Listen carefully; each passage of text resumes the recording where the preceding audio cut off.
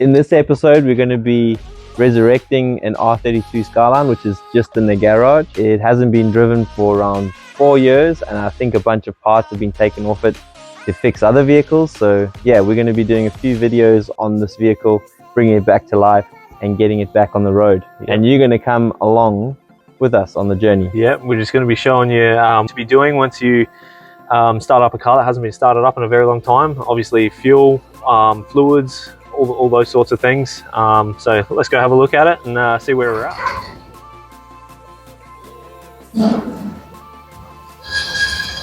Oh man, look at that dust.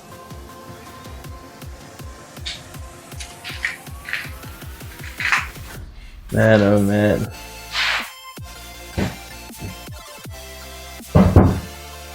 In a minute since I've opened this one up.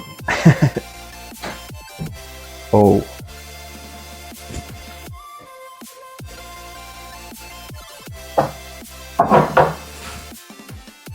Sweet, man. As we can see, we've got a few parts missing, very dirty.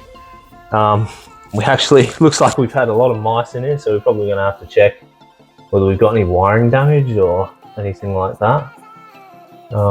Otherwise, it's looking pretty good for sitting there for 3 or 4 years. So yeah, someone's done a lot of work on that. Yeah. Very cool. First off, I think we'll start with fuel. These tanks are actually steel, so we'll check whether that's rusted out. Make sure that hasn't been rusted out sitting over such a long period of time. Then we're going to remove the fuel because 3-year-old fuel is never good for an engine. So we'll remove that. We actually got some more. It's actually running on E85, so just got 20 litres of E85. It'll just be able to get us started. Once we've done that, we'll come back here. Looks like we've pretty much just got a little bit of wiring not plugged in. And then after that, we'll just turn it over, make sure we got some oil pressure, make sure there is oil in it, make sure we've got our fluids correct. Once we've turned it over, we'll get a good idea of whether we're going to have oil pressure or not. Once we've got the oil pressure, we should be good to start it, as long as all the parts are there. Looks like the tank's in quite good condition, if you can see in there. No real rust or anything, but the fuel itself does not smell good. It smells very stale.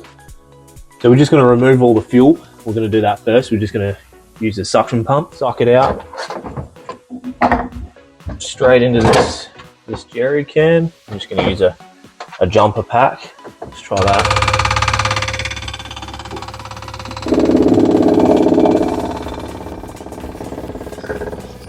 There you go. Have a quick look over here. Just pushing the fuel out. Alright, while that's doing its thing, I'm going to grab the new fuel. Alright, we finished up here. That's all the fuel out of it, so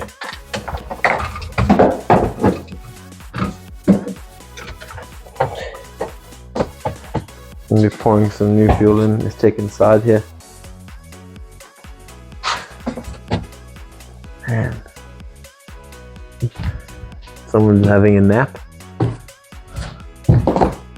Is that how fast this thing accelerates? It just throws the seat back. Yeah, like that. snap the seat rails. Snap the seat rails. This is awkward. I'll hold it for you. There we go. There's it.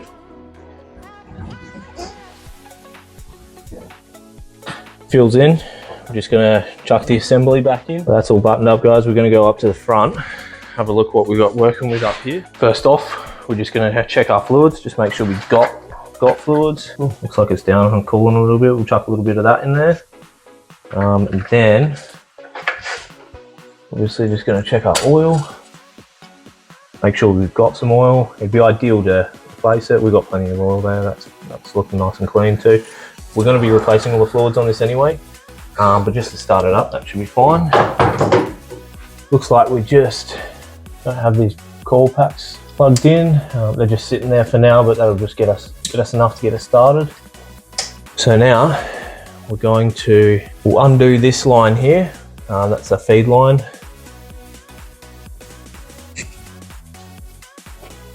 Yeah, these are all looking really cracked. Not sure if it's easy to see that.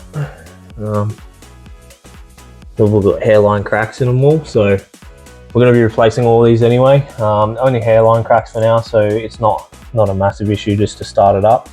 As long as you don't have big cracks in it where the fuel actually is escaping. So we're going to undo that line.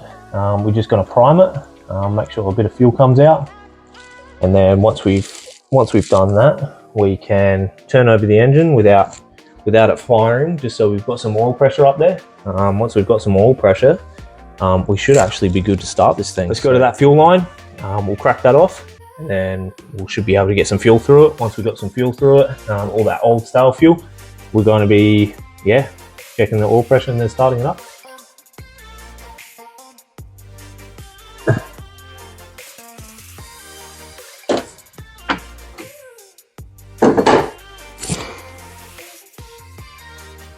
Alrighty, I'm gonna go get a bottle of some sort, capture the fuel. So that's the feed.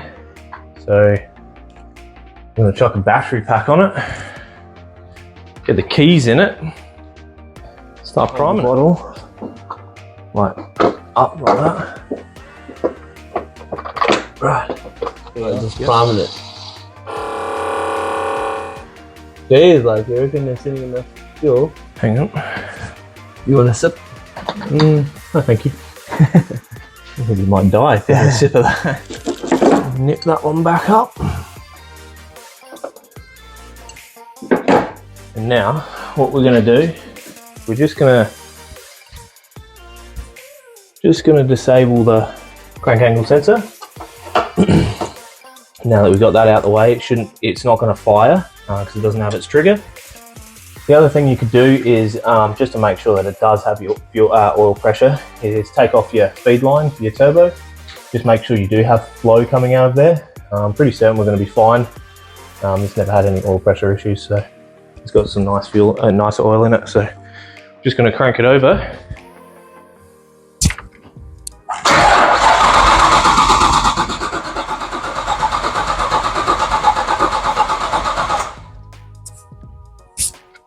All right, should have some oil pressure by now.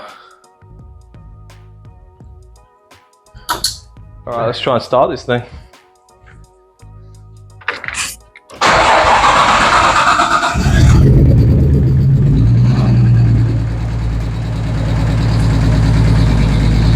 Hey, hold up! We got a fuel leak. Just leaking from that crimp there. Which one? There. Right. You need a hose clamp. Yep. Right, we're going to sort that out. Starts. Yeah, starts and runs. The lifters are really noisy, so hopefully they pump up all right, and yeah, we should be fine. We'll re-crimp that with a normal hose clamp. Hopefully that's the only fuel leak we got.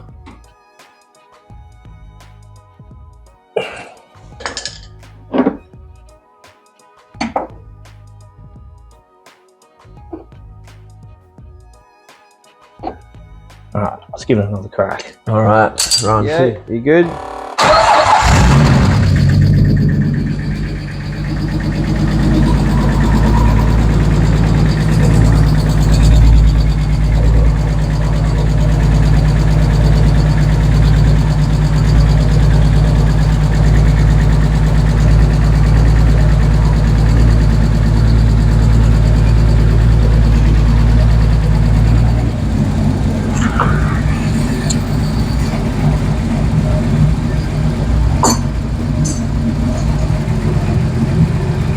Sounds pretty good. First thing we're going to do now, we're just going to pull it out. We're going to get rid of all this dust. Probably clean up the engine bay a little bit as well, just to make sure we're not scrapping things when we're rubbing our hands over it.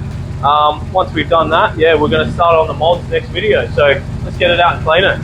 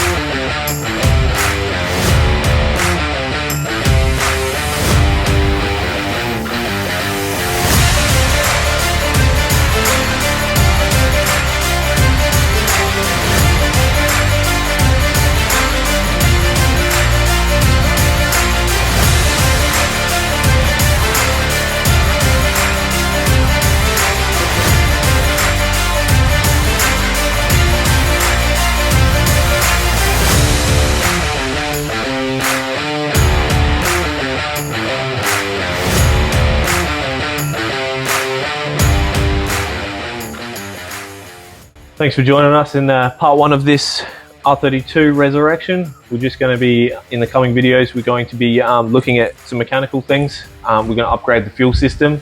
We're going to put a new reg in it, do some stuff with the fuel pump, and then also just a few other mechanical bits. An interior as well. We're going to have a look at the interior. Once we've done all of that, we've got it all mechanically running right, we're going to get it tuned, and then we're going to get it back and ready for the street. So yeah, it'll be interesting to see how much power this thing can put out once we get on the dyno. Thank you very much for watching this episode. Please like, share and subscribe, and join us next week. We'll see you then.